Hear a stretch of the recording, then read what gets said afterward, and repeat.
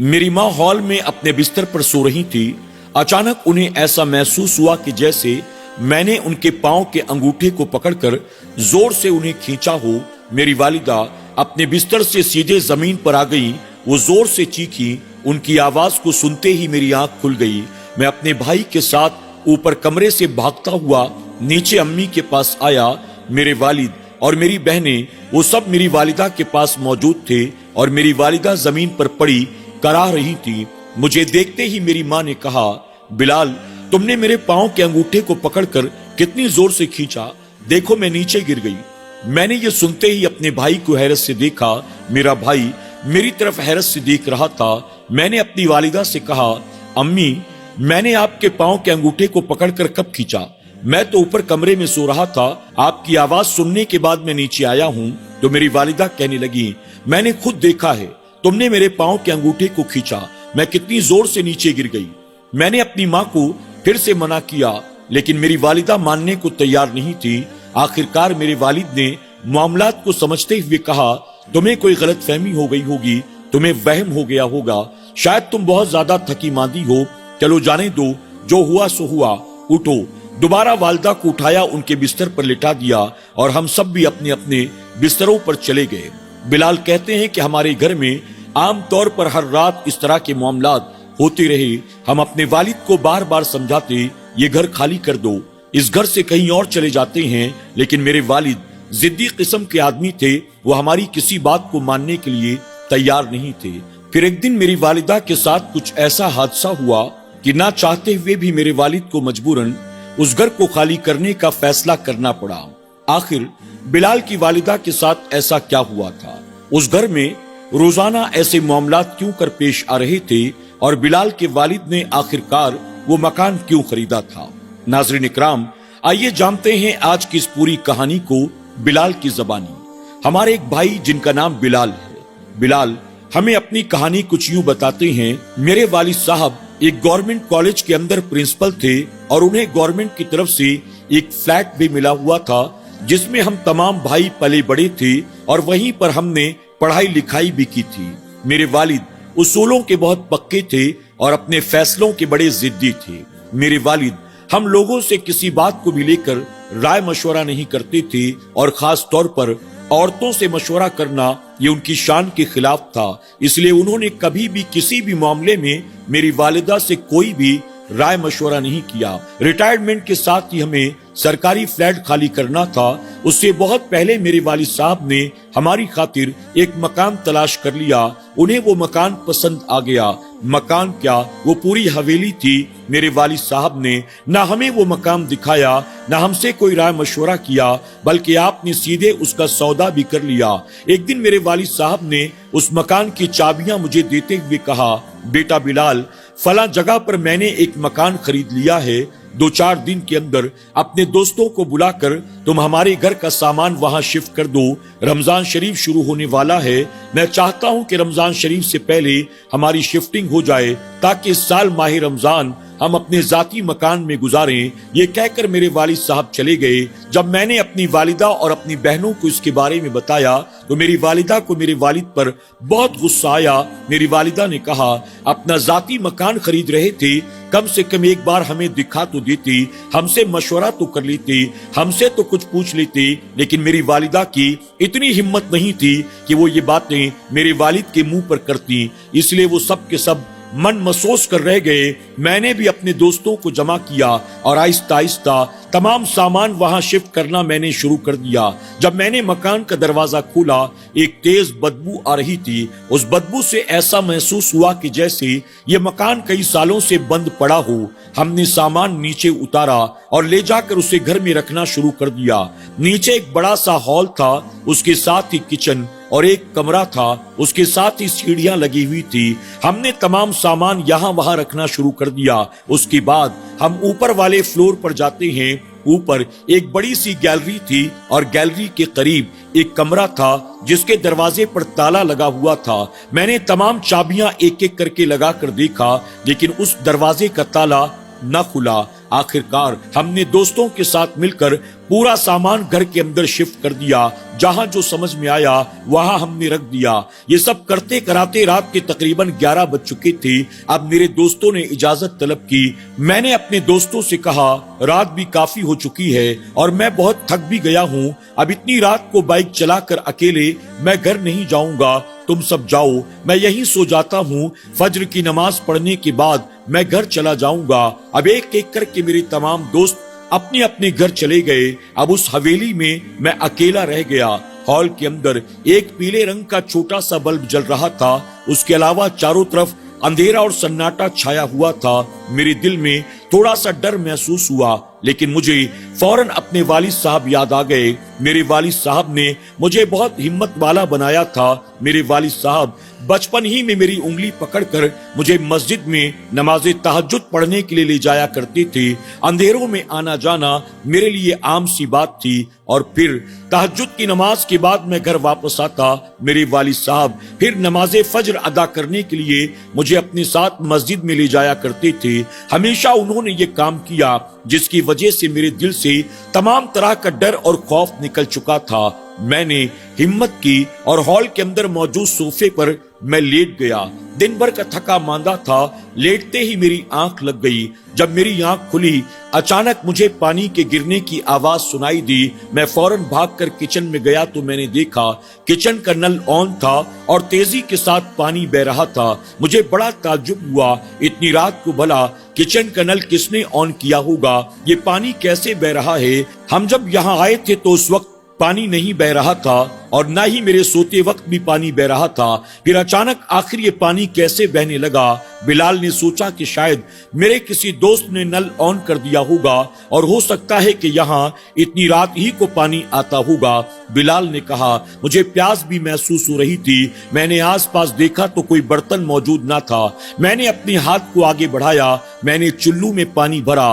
मैं उस पानी को अपने मुंह से लगाकर पीना चाहता था। अचानक मुझे किसी की आवाज सुनाई दी। कोई कह रहा था, श्श, श्श। बिलाल कहता है, इस आवाज को सुनते ही मैं सहम गया। मैंने पानी फेंका, चारों तरफ देखा, वहां कोई मौजूद न था। मैंने फिर से अपने हाथ में पानी लिया। अभी मैं पीना चाहता था, मुझे दोबारा वही आवाज आई, श्श, श्श, श्श।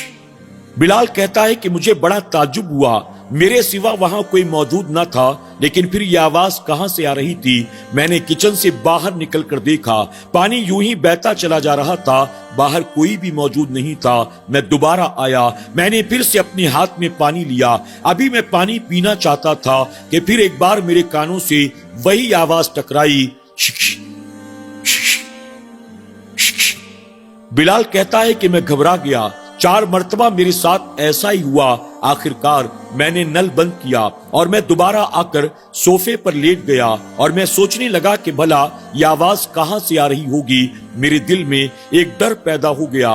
बिलाल कहता है, अचानक मुझे छत के ऊपर से किसी के भागने की आवाज सुनाई दी। मैं फौरन सोफे पर उठकर बैठ गया। सीढ़ियों के करीब आया। मैंने ऊपर देखा, दूर दूर तक कोई नजर नहीं आ रहा था। मैंने ऊपर आवाज दी, क्या ऊपर कोई है?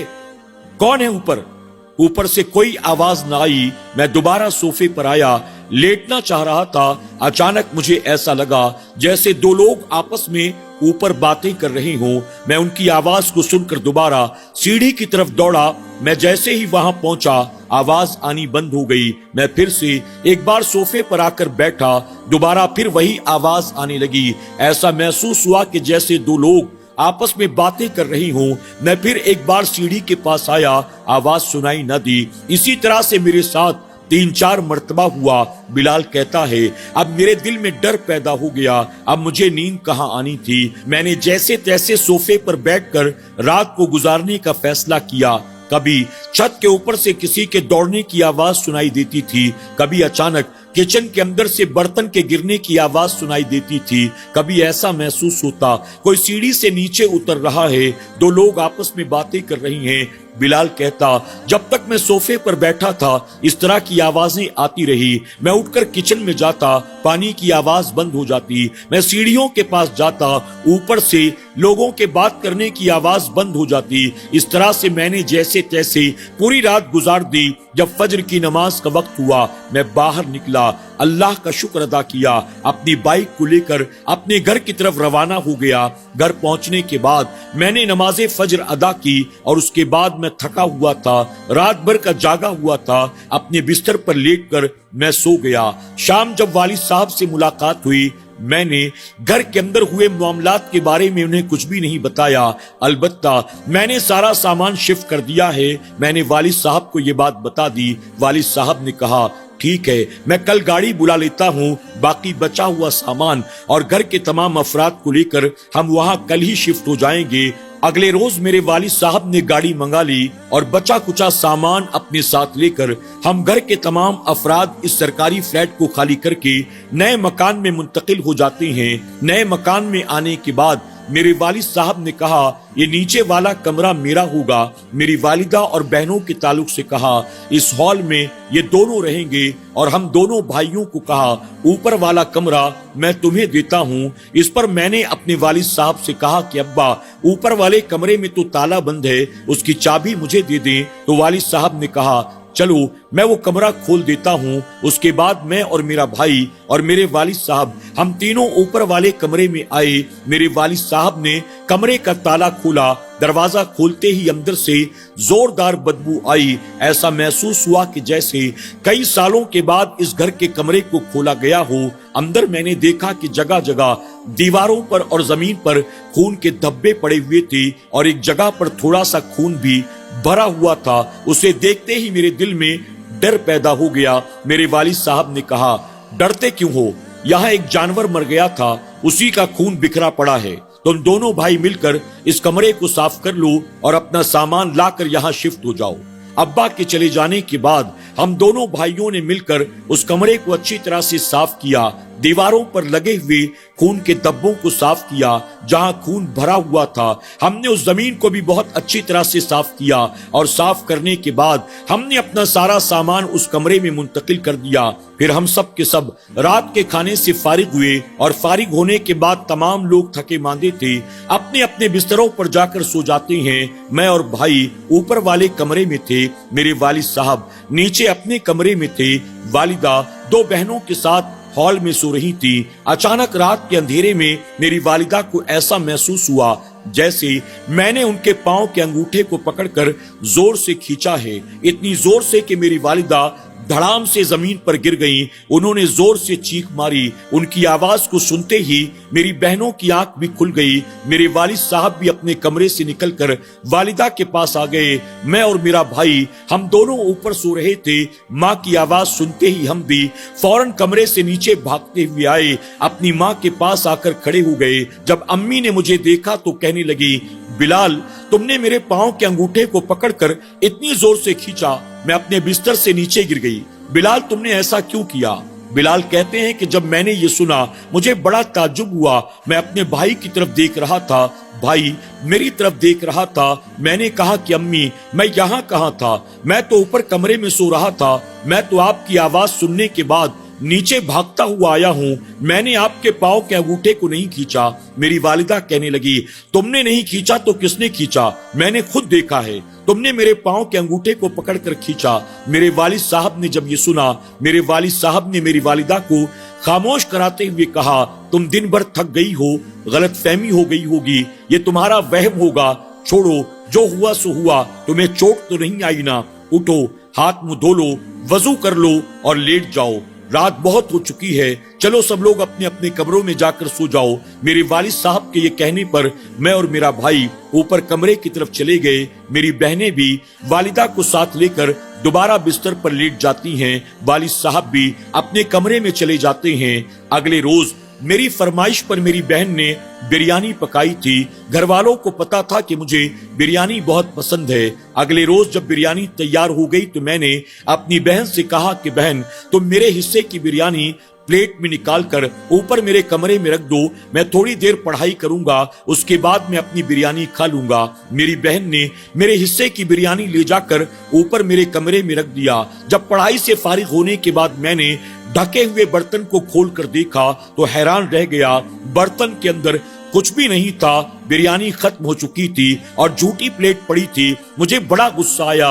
मैंने अपनी बहन को आवाज देते हुए कहा, मैंने तुम्हें ऊपर लाकर बिरयानी रखने के लिए कहा था, खाने के लिए नहीं कहा था। तुमने ऊपर लाकर खुद खा लिया और झूठी प्लेट यहाँ छोड़कर चली गई। मेरी बहन भागती हुई आई और कहने लगी, भैया मैं भला ऐसा क्यों करूंगी? अगर मुझे खाना ही था तो मैं नीचे खा लेती, मैं तो सबके साथ खाने वाली थी। मैं तो आपके लिए यहाँ बिरयानी रख कर गई थी, फिर आखिर बिरयानी कहाँ गई? मैंने कहा, अच्छा छोड़ो, जाने दो, जाओ मेरे लिए दोबारा बिरयानी लेकर आओ। मेरी बहन वो प्लेट लेकर दोबारा किचन में जाती है तो किचन में जाकर उसने देखा वहां तो बिरयानी का पूरा बर्तन ही गायब था। मेरी बहन चिल्लाने लगी। वालिदा ने आकर देखा, वालिद साहब भी आ गए, सब के सब किचन में जमा हो गए और हम सब हैरान थे कि आखिर पूरा का पूरा बिरयानी का बर्तन कहाँ गायब हो सकता है। अचानक हमें घर के ऊपर वाले हिस्से में बर्तन के गिरने की आवाज सुनाई देती है। मैं और मेरा भाई हम दोनों भागकर ऊपर वाले हिस्से में जाते हैं।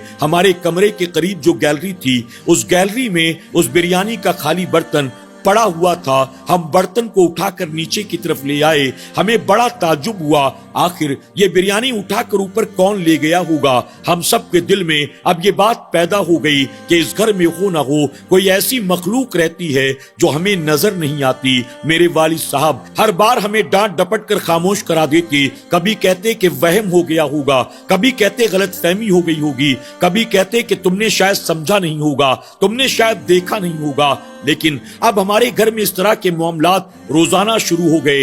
मेरी बहन तीसरे दिन किचन के अंदर काम कर रही थी। अचानक उसके गाल पर किसी ने जोरदार थप्पड़ मारा। वो जोर से चीखी। पलट कर देखा तो आसपास कोई नहीं था। मेरी बहन की आवाज सुनते ही मेरी वालिदा भागकर किचन के अंदर दाखिल हुई तो देखा मेरी बहन अपने चेहरे को पकड़े हुए जोर जोर से चिल्ला रही थी। मेरी वालिदा ने पूछा, आखिर क्या हुआ? तो मेरी बहन ने बताया कि मैं किचन में खड़ी होकर काम कर रही थी, अचानक मेरे गाल पर जोरदार किसी ने थप्पड़ मारा। मैंने पलट कर देखा तो यहाँ कोई मौजूद नहीं था। मेरी वालिदा ने जब मेरी बहन के चेहरे की तरफ देखा तो बाकायदा उसके गाल पर उंगलियों के निशान मौजूद थे। अब ये तमाम चीजें हम लोगों के रोजमर्रा की जिंदगी का हिस्सा बन चुकी थी। कभी छत पर किसी के दौड़ने की आवाज सुनाई देती थी, कभी किचन में बर्तनों के गिरने की आवाज सुनाई देती थी, कभी कोई अजनबी हाथ किसी के गाल पर थप्पड़ मारकर चला जाता, कभी रात सोते सोते ऊपर से चादर हटा दी जाती। इस तरह के मामलात दिन रात होती रहे। एक हफ्ते हमने वहां जैसे तैसे गुजारे। एक दिन मैं नमाज पढ़कर जब अपने घर आ रहा था तो पड़ोस में रहने वाले एक बुजुर्ग से मेरी मुलाकात हो गई। मैंने उनसे सलाम दुआ किया और उसके बाद मैंने कहा, चचा हम फला इलाके में रहते थे, यहाँ अभी नए नए आए हैं। उसके बाद मैंने उन्हें उस घर के अंदर होने वाले मामलात के ताल्लुक से सारी बातें बताई और पूछा, इस घर में क्या हमसे पहले कोई रहता था? तो बुजुर्ग कहने लगे कि बेटा ये मकान तकरीबन 16-17 साल से बंद पड़ा हुआ है। इस मकान में आज तक कोई भी रहने के लिए नहीं आया। पता नहीं तुम लोग यहाँ क्यों कर आए हो। इस मकान में न जाने ऐसी कौन सी बला है जो किसी भी आने वाले को यहाँ रहने नहीं देती।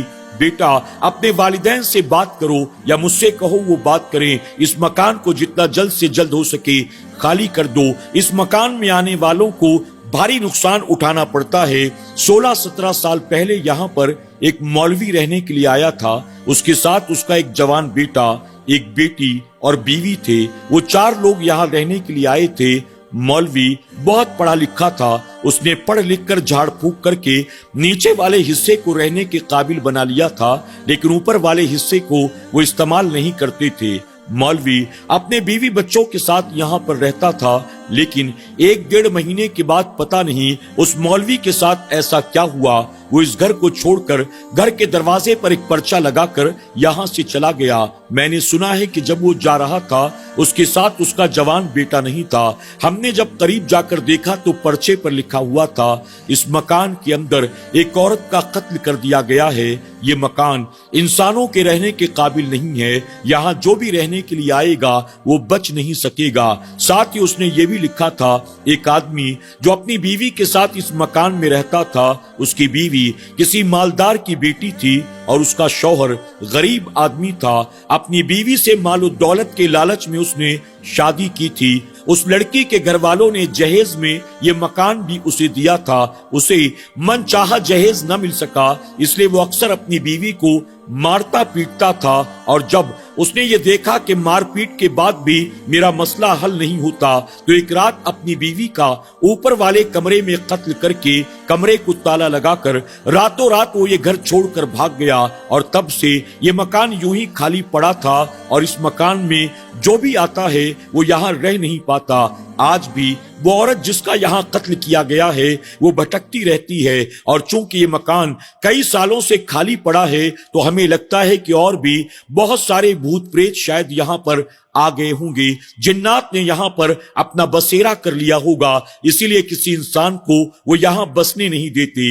بلال نے کہا، جب یہ باتیں مجھے معلوم ہوئی فوراً میں اپنے گھر آیا، اپنے والد صاحب کو میں نے ایک ایک کر کے تمام باتیں بتا دی، اور میں نے اپنے والد صاحب سے اس بات کا اصرار کیا، ہمیں اس سے پہلے کہ کوئی بڑا نقصان ہو جائے یہ گھر خالی کر دینا چاہیے۔ تو میرے والد صاحب نے مسکراتے ہوئے کہا، ایسا کچھ بھی نہیں ہوتا، جو کچھ بھی تمہیں اس آدمی نے بتایا ہے یہ ساری باتیں مجھے پہلے سے معلوم ہے، لیکن جس گھر میں لوگ نماز پڑھتے ہیں، قرآن کی تلاوت کرتے ہیں، گھر کو پاک و صاف رکھتے ہیں، اس گھر میں ایسا کچھ بھی نہیں ہوتا۔ ہمارے ساتھ انشاءاللہ کچھ بھی نہیں ہوگا، ہمیں ڈرنے کی کوئی ضرورت نہیں ہے۔ میں نے پھر یہ ساری باتیں اپنی والدہ اور بہنوں کو بتائیں، ان سب کے دل میں دہشت پیدا ہو گئی، لیکن اس کے باوجود ہم جاتے تو کہاں جاتے، ہم میں کسی کی جرت نہیں تھی کہ وہ والد صاحب سے زبردستی کر پاتے۔ ہم نے والد صاحب کو بہت سمجھانے کی کوشش کی، لیکن والد صاحب ہمیشہ کی طرح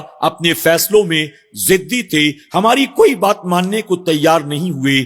وقت اسی طرح سے گزرتا رہا اور ہم دھیرے دھیرے ان تمام چیزوں کے عادی ہوتے گئے۔ ایک دن ایسا بھی آیا، میری والدہ باتھ روم میں جا رہی تھی، اچانک انہیں محسوس ہوا کہ جیسے کسی نے زوردار پیچھے سے دھکا دیا ہو۔